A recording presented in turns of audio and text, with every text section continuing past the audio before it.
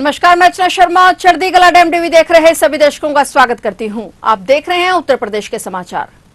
जम्मू कश्मीर के रियासी जिले में बीते मंगलवार को एक बड़ा हादसा हुआ जिसने पूरे देश को हिला कर रख दिया। माता वैष्णो देवी मंदिर के रास्ते पर भूस्खलन की चपेट में आकर 34 लोगों की जान चली गई, जिसमें उत्तर प्रदेश के 11 श्रद्धालु भी शामिल हैं। इस दुखद घटना के बाद मुख्यमंत्री योगी आदित्यनाथ ने शोक जताते हुए मृतकों के परिवारों को 4-4 लाख रुपए की आर्थिक मदद देने का ऐलान किया है और अधिकारियों को निर्देश दिया है कि शवों को जल्द से जल्द और सम्मान पूर्वक उनके घर पर पहुंचाया जाए। मिली जानकारी के मुताबिक दोपहर करीब 3 बजे तेज बारिश के कारण माता वैष्णो देवी मंदिर जाने वाले रास्ते पर अर्धकुंवारी के पास भयानक भूस्खलन हुआ। पहाड़ी से बड़े बड़े पत्थर और मलबा श्रद्धालुओं पर गिर गया और इस हादसे में 34 लोगों की मौत हो गई और 20 से ज्यादा लोग घायल हो गए। घायलों का इलाज जम्मू के अलग अलग अस्पतालों में चल रहा है और जम्मू में पिछले 4 दिनों से लगातार भारी बारिश हो रही है। पिछले 24 घंटे में 380 मिलीमीटर बारिश हुई, जो कि इतिहास में सबसे ज्यादा है। इस बारिश के कारण भूस्खलन, बाढ़ और ट्रैफिक जाम जैसी दिक्कतें खड़ी हो गई। श्री माता वैष्णो देवी श्राइन बोर्ड ने यात्रियों के लिए नई एडवाइजरी जारी कर दी है और यात्रा को अनिश्चित काल के लिए रोक दिया है।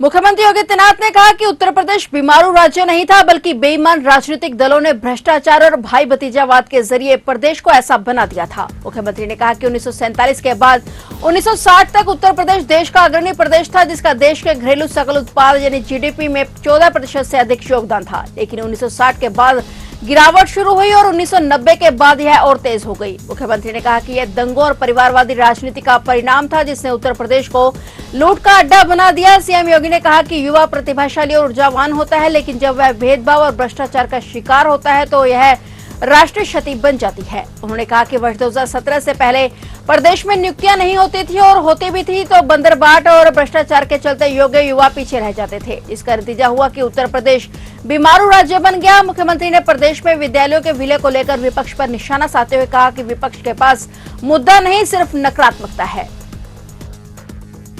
उत्तर प्रदेश में मुख्यमंत्री योगी आदित्यनाथ के नेतृत्व वाली सरकार के निर्देशों के अनुसार 1 सितंबर से विशेष सड़क सुरक्षा अभियान हेलमेट नहीं तो पेट्रोल नहीं शुरू किया जाएगा, जो 30 सितंबर तक चलेगा। यह अभियान जिलाधिकारी के नेतृत्व में जिला सड़क सुरक्षा समिति के समन्वय से चलाया जाएगा। अभियान के मुताबिक इस अवधि में पुलिस, राजस्व, जिला प्रशासन और परिवहन विभाग के अधिकारी परिवर्तन की जिम्मेदारी निभाएंगे। सरकार ने आम लोगों से इस अभियान में पूर्ण सहयोग देने की अपील की है। मोटर वाहन अधिनियम 1988 की धारा 129 दोपहिया वाहन चालक और पीछे बैठने वाले व्यक्ति के लिए हेलमेट पहनना जरूरी करती है और धारा 194 डी उल्लंघन पर दंड का प्रावधान करती है। उच्चतम न्यायालय की सड़क सुरक्षा समिति ने भी राज्यों को हेलमेट संबंधी नियम के अनुपालन की प्राथमिकता देने का परामर्श दिया है। राज्य सरकार ने कहा है कि इस अभियान का उद्देश्य दंडित करना नहीं, बल्कि नागरिकों को कानून के अनुरूप और अपनी सुरक्षा के लिए कदम उठाने के लिए प्रेरित करना है। इसका मतलब ये हुआ कि यूपी में अब हेलमेट के बिना पेट्रोल नहीं मिलेगा।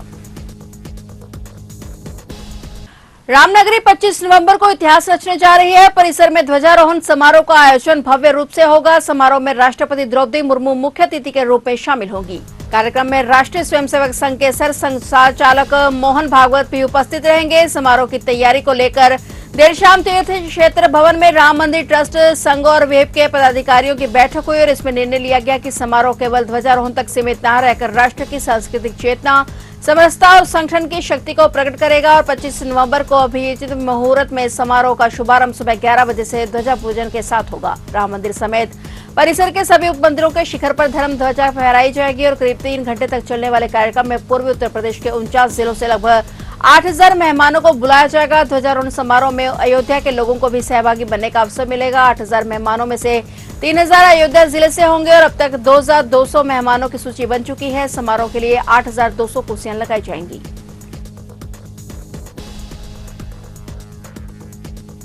भाजपा प्रधानमंत्री नरेंद्र मोदी के जन्मदिन के अवसर पर प्रदेश भर में 17 सितंबर से 2 अक्टूबर तक विभिन्न सेवा कार्यों के माध्यम से सेवा पखवाड़ा बनाएगी और प्रदेश संगठन ने इसकी क्षेत्रवार तैयारियां भी शुरू कर दी हैं। और इसी कड़ी में भाजपा के प्रदेश महामंत्री संगठन धर्मपाल सिंह ने गोरक्ष क्षेत्र के पदाधिकारियों के साथ बैठक कर तैयारियों की समीक्षा की। धर्मपाल ने कहा कि मंडल अध्यक्ष, शक्ति केंद्र संयोजक, बूथ अध्यक्ष को नियमित संवाद से रणनीति बनाकर काम करना है। प्रत्येक बूथ पर मजबूत व्यूह रचना तैयार कर भाजपा की जीत सुनिश्चित करें और विपक्ष के झूठ और भ्रम का पर्दाफाश करें। उन्होंने कहा कि केंद्र सरकार की नीतियों, कार्यक्रमों और योजनाओं में गरीब, शोषित, वंचित, उपेक्षित वर्ग के सामाजिक और आर्थिक उत्थान का भाव सर्वोपरि है। उन्होंने कहा कि सेवा पखवाड़ा में पार्टी के सभी पदाधिकारी, सांसद, विधायक सहित सभी जनप्रतिनिधियों और कार्यकर्ताओं को मोदी का संदेश लेकर रक्तदान और स्वास्थ्य शिविर के अलावा स्वच्छता कार्यक्रमों सहित विभिन्न सेवा कार्यों के माध्यम से गांव, गली मोहल्लों, शहरों, कस्बों और पगडंडियों तक पहुंचना है।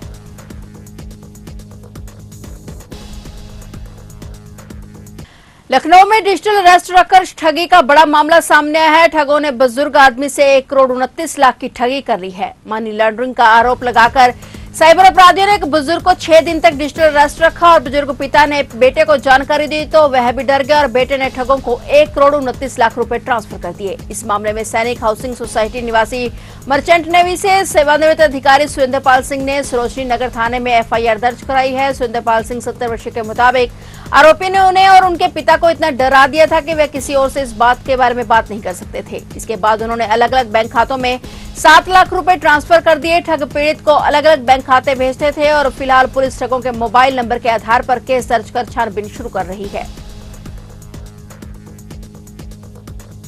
बरेली के धर्मांतरण गिरोह के 200 से ज्यादा मौलाना शामिल हैं। इसके दक्षिण भारत से तार जुड़े हैं और 5वें आरोपी महबूब बेग का सुराग नहीं लगा है। पुलिस जेल भेजे गए आरोपियों के करीबियों की कुंडलियां खंगाल रही है। बरेली में धर्मांतरण कराने वाले मौलाना अब्दुल मजीद के गिरोह के तार देश के 13 राज्यों से जुड़े हुए हैं। इसमें 200 से ज्यादा मौलाना शामिल हैं जो लोगों को लालच और भय दिखाकर धर्मांतरण के लिए बरगलाते थे और पुलिस टीम ने गिरोह के 5वें सदस्य इज्जत नगर के रहपुरा निवासी महबूब बेग की तलाश में दबिश दी, लेकिन वह हाथ नहीं आया। पुलिस आरोपियों के परिजन और करीबियों की भी कुंडली खंगाल रही है। हवाले के जरिए लेन देन की आशंका में आरोपियों के बैंक खातों से हुए लेन देन का ब्यौरा खंगाला जा रहा है। सामने आया कि अब्दुल मजीद अक्सर तेलंगाना, केरल, आंध्र प्रदेश, तमिलनाडु, महाराष्ट्र और राजस्थान के लैंडलाइन नंबरों पर बात करता था। अब्दुल मजीद और उसकी पत्नी के 5 बैंक खातों की भी जांच की जा रही है और उसके इन खातों में 13,20,000 रुपए से ज्यादा होने की बात सामने आई है। एसपी साउथ ने बताया कि 5वें आरोपी महबूब बेग को भी जल्द ही गिरफ्तार कर लिया जाएगा और इस मामले में अभी और गिरफ्तारियां होंगी।